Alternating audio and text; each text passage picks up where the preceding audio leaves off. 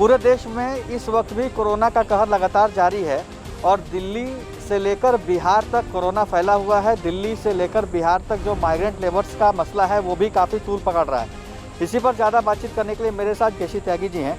Sir, सबसे पहला सवाल तो यही होगा कि बिहार के जो माइग्रेंट लेबर्स हैं उसको लेकर जो राजनीति हो रही है इस वक्त, क्या वो सही है? ये उस पर अफसोस जाहिर किया जा सकता है, उस पर इंतजाम किए जा सकते हैं, उस पर चर्चा हो सकती है कि ऐसी परिस्थितियां क्यों, लेकिन जो उस पर राजनीति करने वाले लोग हैं वो पॉलिटिकल क्रिमिनल्स। लोग पैदल चल रहे हैं, भूखों मर रहे हैं, मकान मालिकों ने उनको अपने घर से बेदखल कर दिया है, उन पर रोटी नहीं है, जो खाना दिया जा रहा है वो तृतीय श्रेणी का है। उसके बाद भी कुछ लोग अगर इस पर राजनीति करना चाहते हैं तो उनकी राजनीतिक बुद्धि पर मुझे ऐतराज़ है। सर, जो आरोप लगते हैं कि बिहार के जो मजदूर हैं उनको वहाँ भेजने के लिए अलग अलग राज्य पैसे ले रहे हैं, चाहे दिल्ली पर आरोप लगा हो चाहे और जगहों पर, क्या ये आरोप सही है सर? नहीं, मैं उस आरोप प्रत्यारोप की राजनीति का हिस्सा नहीं बनना चाहता। अब जब वो लौट रहे हैं तो उनको क्वारंटाइन करके बिहार सरकार रखे हुए है। उसके बाद घर जाने के लिए 500 रुपये देगी हर प्रवासी कामगार को, ताकि जाकर के उसका रिहेबिलिटेशन का इंतजाम ठीक हो सके।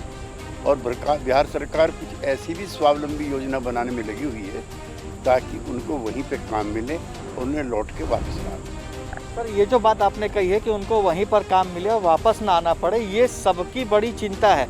मैंने नोएडा के सांसद से भी बात की, गौतम बुद्ध नगर के सांसद से बात की, उनका ये चिंता है कि अगर ये बिहार के सारे मौजूद अपने घर चले गए और वापस नहीं आए तो फिर इंडस्ट्रीज और फैक्ट्रियाँ चलेंगी कैसे?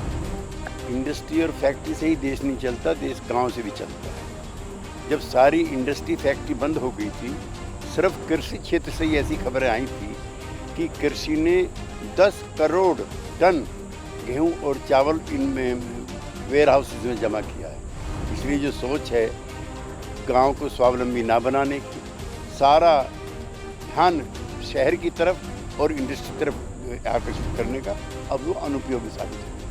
तो बिहार में कोरोना को लेकर जो तैयारियां हैं, आपको लगता है कि वो संतोषजनक हैं? देखिए, वहाँ सीमित साधन हैं, सीमित स्वास्थ्य शिक्षाएं हैं, उस सीमित स्वास्थ्य हॉस्पिटल हैं, प्राइमरी हेल्थ सेंटर्स हैं, लेकिन कुल मिलाकर के जो सरकार की जो प्रयास है वो जरूर साझा। लगातार विपक्ष आरोप लगाता है कि प्रधानमंत्री मोदी सारा का सारा देश और सारा कोरोना पर जो काम हो रहा है वो पीएमओ से हो रहा है, फ्री नहीं छोड़ रहे हैं मुख्यमंत्रियों को। क्या आपको लगता है कि आरोप सही है सर?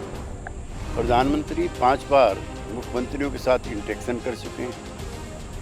MHA की गाइडलाइन बनती हैं समूचे देश के लिए, तो भी राज्य स्वतंत्र हैं अपने अपने तरीके से इम्प्लीमेंटेशन के लिए।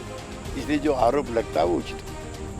बॉर्डर सील किए गए हैं लेकिन मैक्सिमम चीज़ें खोल दी गई, इससे लोगों को आने जाने में काफ़ी दिक्कत हो रही होगी। आप भी सर बॉर्डर पर आते जाते होंगे, देख रहे होंगे, ये व्यवस्था कहाँ तक सही है सर? लोगों को परेशान होना पड़ रहा है क्योंकि उनको अपने काम पर भी जाना है। केंद्र सरकार ने राज्य सरकारों को छोड़ दिया है, राज्य सरकारों ने उस जिले के DM पर छोड़ दिया है। अगर DM को लगता है कि कोरोना के निरंतर केस बाहर के लोगों की वजह से संक्रमित हो रहे हैं तो DM को पूरा अधिकार है जिले को छोड़ने। प्रियंका गांधी लगातार राजनीति कर रही हैं सर प्रवासी मजदूरों को लेकर। अभी नोएडा में कुछ दिन पहले 1000 बसें आ गई थी, उसके बाद उस पर राजनीति शुरू हो गई।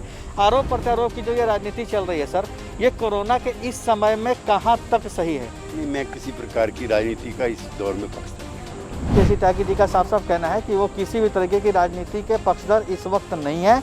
जो भी होना चाहिए मानवता के लिए होना चाहिए और कोरोना के इस काल में सबसे पहली चीज़ वो है लोगों की जान, और वही बचानी ज़रूरी है। दिल्ली से कैमरामैन प्रदीप रावत के साथ अभिषेक दुबे, पार्लियामेंट्री बिजनेस।